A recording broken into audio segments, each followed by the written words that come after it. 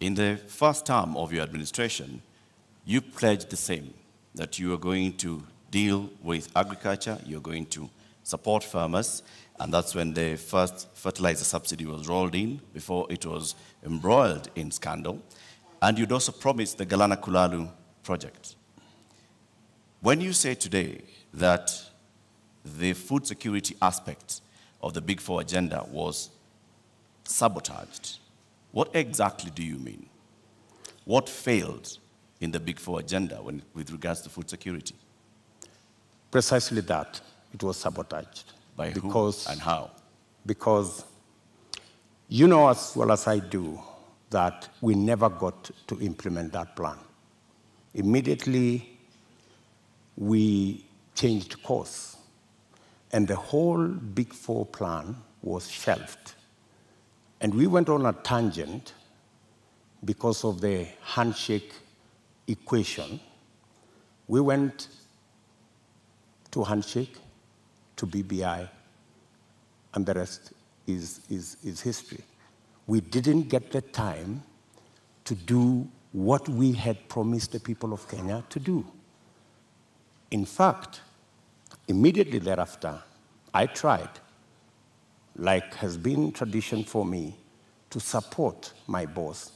And many times, I tried to push the Big Four plan to the extent that my boss, the president, asked me that he wanted to do things differently. And he requested that he wanted to assemble a different group of people to help him deliver on what he wanted to be the legacy of the fourth president. And unfortunately, the Big Four suffered a big blow because the whole of that program did not take place. Galan Kulalu project, Honorable Deputy President, was launched during the first term. What happened? What went wrong? Why did it fail?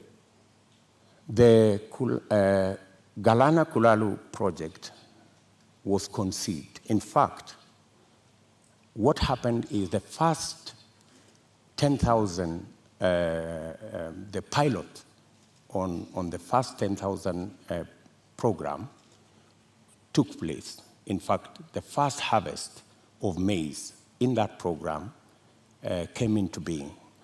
And the recommendations from the trial on that project was we needed to build a dam because the water from the river was not sufficient to do the Galan Kulalu project. We needed to scale up now and do the dam so that the water that was available, because the soils research and the trials showed that the soils could actually support the production of maize and other cereals. Unfortunately, it didn't move from there because we didn't get the dam sorted. And you know that we had actually 57 dams that we would have wanted to do. Unfortunately, they didn't happen. They suffered. So why didn't you do the dams, Honorable Deputy President? And the former ambassador of Israel to Kenya also said that they were facing frustration in supporting the Kenyan government on this. Why did you not do the dams? Why did you not go ahead with the implementation of the Galan Kulalu project? The Galan Kulalu project, as I have told you, was part of a wider plan to make sure that we move our agricultural productivity from rain-fed to irrigation. And it was not just about Galan Kulalu. It was a series of other dams, including what we call the High Grand Fall dams that was supposed to feed into the lower part of the Tana. It was Lowat Dam in Turkana. It was Radat Dam in Baringo. There was a big plan around that was now supposed to roll into place with now our targeted, because our second term was targeted at agricultural productivity and food security.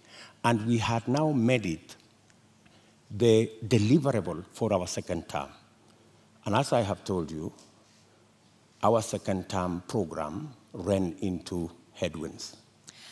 Honorable Ruto, just to continue to understand Galan Kulalu, because that was a big project that, had it have succeeded, might have solved quite a few of the issues we have with respect to food security. The Auditor General conducted a report and cited weaknesses in the contracting of it. First, that there was single sourcing, and that even the manner in which the contract itself was done, in terms of payments that were tied to the contractor. And so raising a number of issues around the manner in which the contract itself was put together, that then states that this was something that was going to fail anyway. And so what's your response to that with respect to the manner in which contracting is done in this country, particularly with Galan Kulalu, which was a big project under the first term of the Jubilee administration, of which you are a part? I quite agree that issues were raised around the contract, and that is why the contract actually was shelved with a balance. It didn't go the full hog, because when those issues were identified, it led to the contract being stopped so that those issues could be addressed. But by the time it was getting there, already the trials had been done, the pivots had been set up, the first crop had been harvested, and we already had the template on what actually needed to be done, because the contract, the initial contract, was for the first 10,000 acres. The real contract was for the 1 million acres, which was really the target for food production. But as I have told you, that is not the only project we were looking at for food production. And let me also say that even without the implementation of the Galan Kulalu, supporting the farmers as they are today would still guarantee us a situation where we would not be in the situation we are in.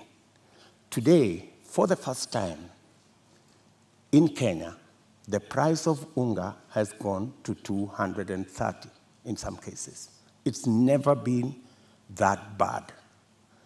I must say, as a former Minister for Agriculture, serving under President Kibaki, I am the minister who assembled the infrastructure that provide subsidy on fertilizer. And we saw an increase of 5 million bags of maize when we rolled that plan. When the fertilizer subsidy was cancelled 2 years ago, that is why we are where we are. We are not here because Galana failed. We are here because we didn't do what we needed to do with our farmers the way they are today. What Galan Kulalu was supposed to give us is actually that extra production that would even make it possible for Kenya to export. There is absolutely no reason why Kenya today is spending 12 billion shillings to import maize from Uganda or from Tanzania. We should be net exporters of maize, for example, but we are not.